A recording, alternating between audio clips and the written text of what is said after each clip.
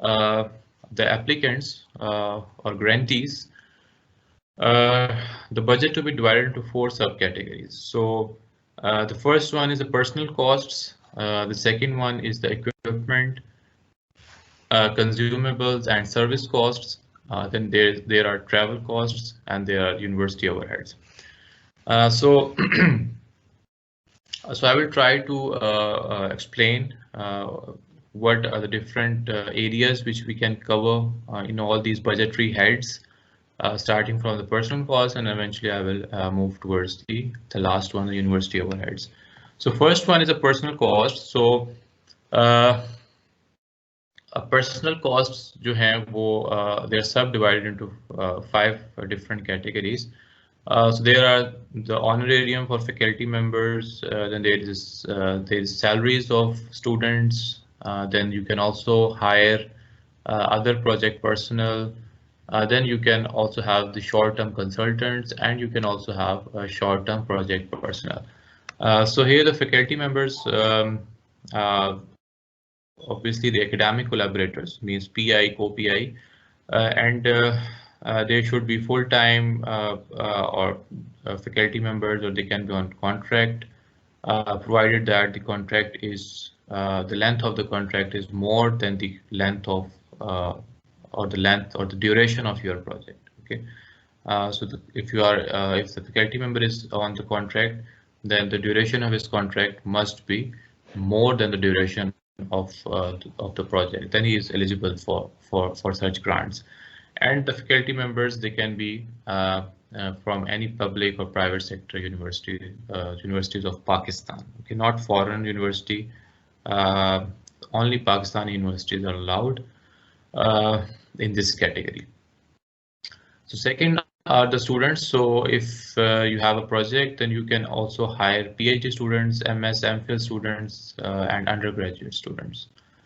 You can have research assistants who are actually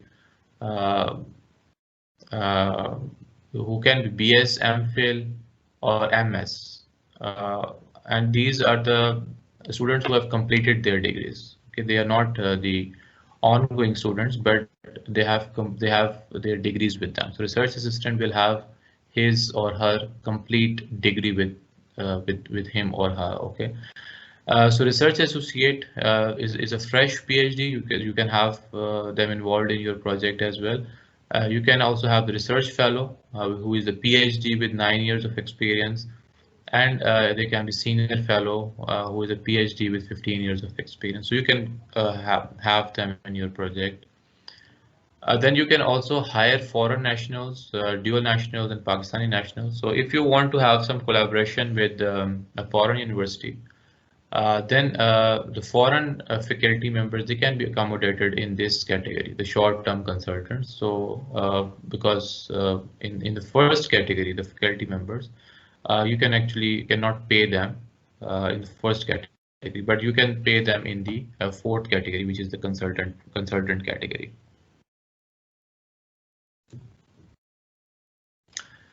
Okay, so then there's a short-term project personnel. So you can also hire persons on daily wages. So you can have, if you want to outsource certain activity of your project. For example, if there's some data analysis and you want to do it, you cannot have expertise to do it. So you can actually hire a person on daily wages who can just accomplish that very small task for you. So next I will go into the details. So how can you pay in each of these categories? So first one is the faculty members.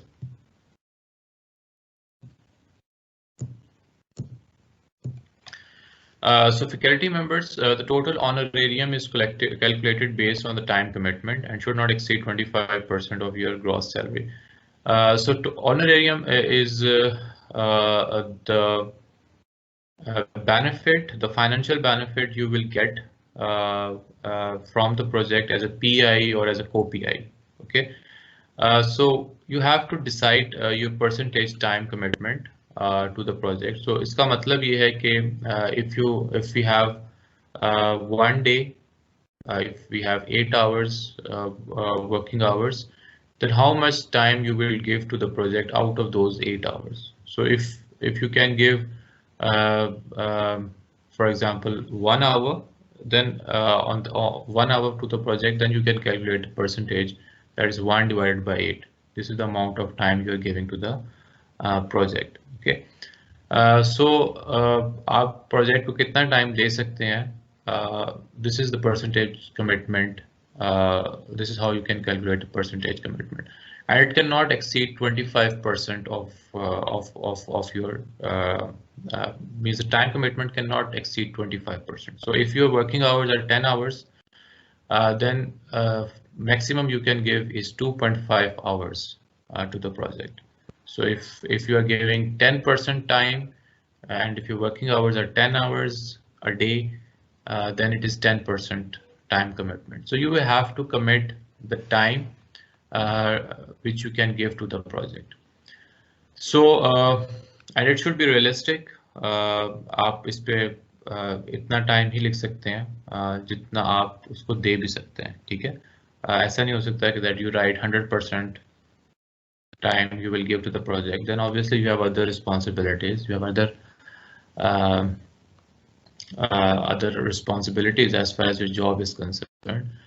क्योंकि आप ये job के साथ साथ इस project को भी execute करेंगे, so you can also give a maximum of 25% of your time commitment.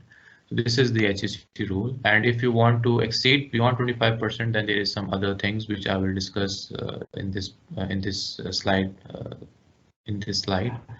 So first of all, this is an example that if, for example, your gross salary is 2 lakh, and if you are committing 20% of your time, then you can get 480,000 per year. So this is the honorarium which you will receive after 1 year. So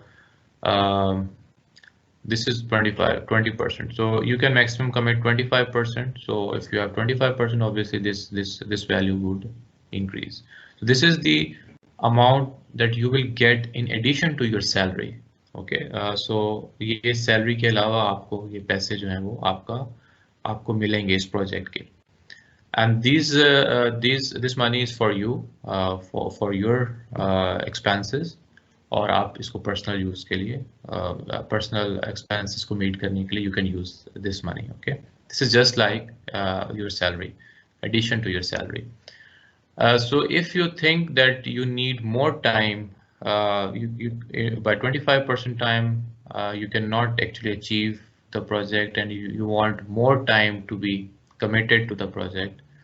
अगर आप उसको 50% commit करना चाहते हैं, तो the university has a right to deduct your salary. So proportionally, university will cut your salary. Okay, but up till 25%, university will not cut your salary, and you will be paid additional amount, which is paid as an honorarium. लेकिन अगर आपके पास से 2 projects हैं, one as a PI, other as a co-PI, and the percentage commitment exceeds 25%, then the university has a right to deduct your salary on the proportional basis.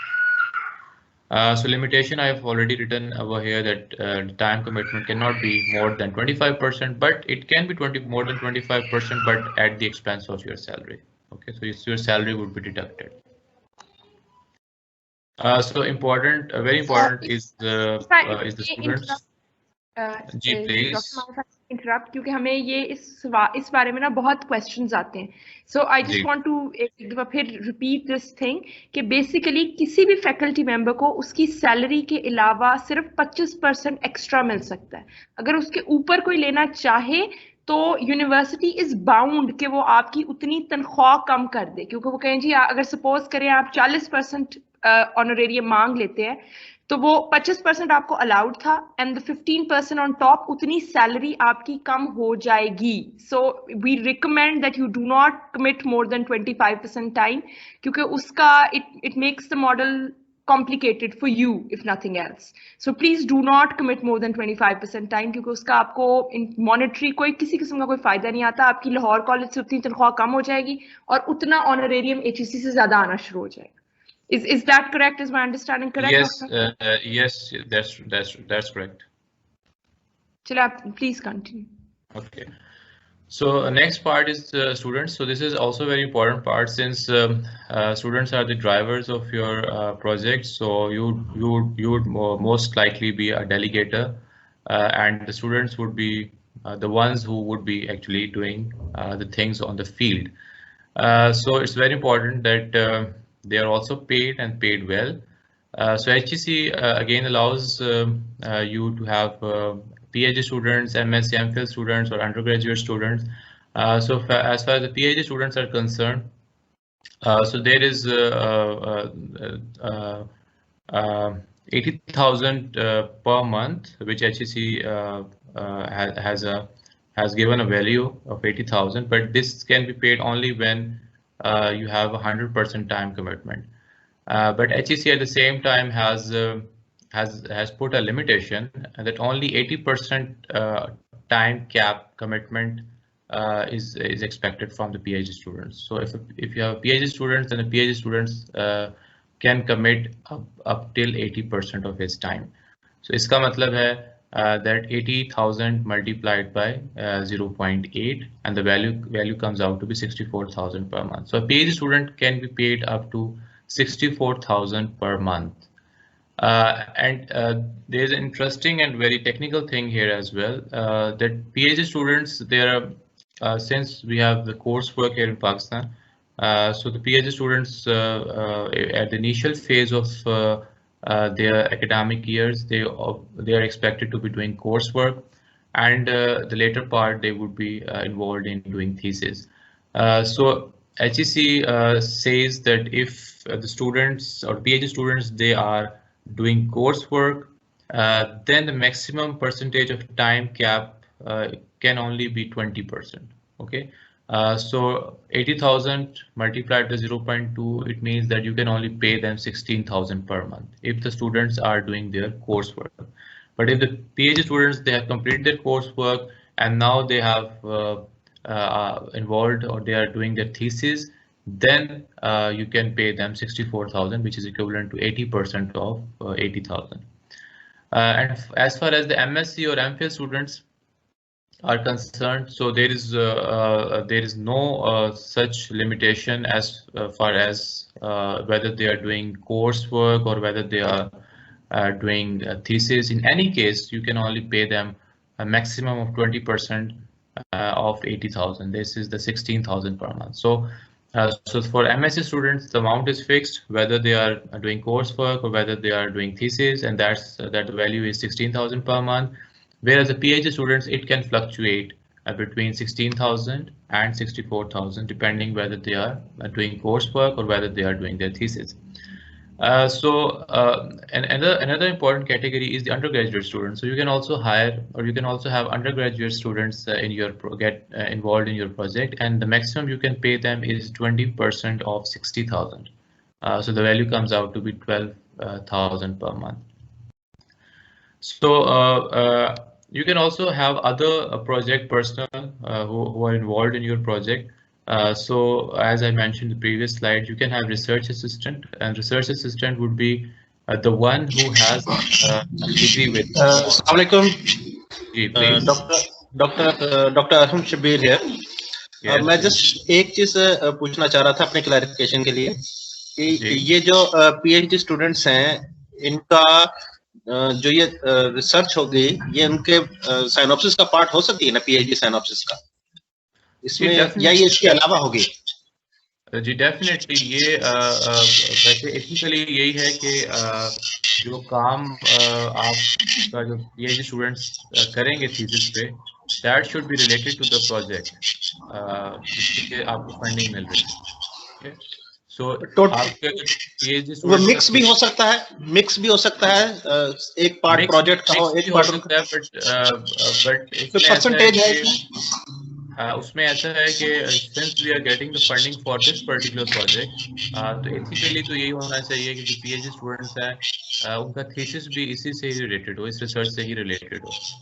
अगर mix है तो आपको ये करना चाहिए that you should decrease the percentage time if they are involved in two different areas, doing research in two different aspects, and one aspect is related to your project of your grant, तो फिर आप उनका percentage time थोड़ा कम कर दें, और अगर वो सब सारा का सारा उनका काम इस ग्रांट से ही रिलेटेड है तो फिर उनका परसेंटेज टाइम आप मैक्सिमम कर दें.